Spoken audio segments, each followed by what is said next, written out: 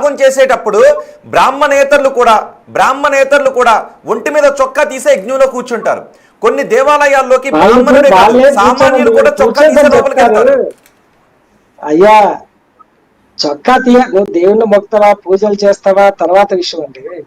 తనను ప్రజల్లో తనకంటూ ఒక ప్రత్యేకతను చాటుకోవడం కోసం మాత్రమే చొక్కాలు లేకుండా జెండ వేసుకొని కనపడుతుంటారు. పాటలో పొందుపరిచాను నేను దాన్ని, అంతే తప్ప మరొకటి కాదు. ఓకే సార్ గారు, నేను ఒకటి చెప్తా. మనం పురాణాల్లో చదువుకున్నాం, అఫ్ కోర్స్ అది మిథ్యా లేకపోతే ఉన్నాయా ఇవన్నీ పక్కన పెడితే ఒక ఉదాహరణ ఇచ్చి నేను కిరణ్ గారి దగ్గరికి, దుర్గా ప్రసాద్ గారి దగ్గరికి వెళ్తాను. మీకు వాల్మీకి గురించి తెలుసు కదా, రామాయణం కథలో వాల్మీకి. ఆయన పురాణాలు చెప్తున్న దాని ప్రకారం ఆయన పేరు వాల్మీకి కాదు, వేరే పేరు. ఆయన బోయ కులానికి చెందిన వ్యక్తి. ఆ తర్వాత ఆయన తపస్సు చేసి జ్ఞానాన్ని పొంది బ్రహ్మర్షిగా మారారు. ఆయన కూడా చొక్కా వేసుకున్న పిక్చర్స్ ఎక్కడ ఉండవు, జంధ్యం వేసుకుని మాత్రమే కనబడుతుంటుంది ఆయనకు కూడా.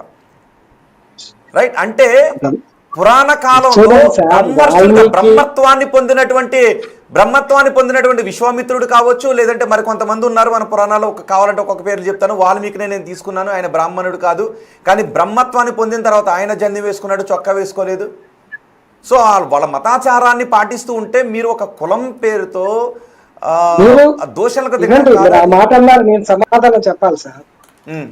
వర్ణాశ్రమ ధర్మాల ప్రకారము బ్రాహ్మణులకు తప్ప బ్రాహ్మణేతరులకు చదువులు లేనప్పుడు అడవిలో ఉన్నటువంటి ఒక ఆదివాసి చదువు ఎట్లా నేర్చుకొని రామాయణాన్ని ఎట్లా రాస్తాడండి? ఓకే, అంటే ఎలా రాసుంటాడని చెప్పండి, ఎలా రాసుంటాడు? అన్ని బ్రాహ్మణులు రాసి వాల్మీకి మీద రుద్దారు అంతే తప్ప వాల్మీకి కూడా చారిత్రకమైన వ్యక్తి ఏం కాదు.